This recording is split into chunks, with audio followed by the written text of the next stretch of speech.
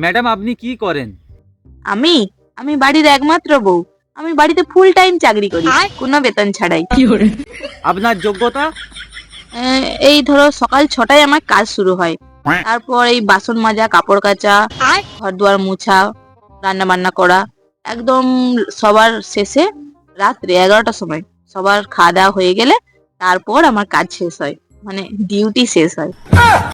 আপনার অভিজ্ঞতা? 10 বছর একই রকম ভাবে সবার সেবা করা, 24 ঘন্টা, কোনো ছুটি নেই, কোনো বেতন নেই, আমার কোনো অসুস্থতা নেই, তবুও সবার একই ডায়লগ, তুমি কি করো? আপনার স্যালারি কত?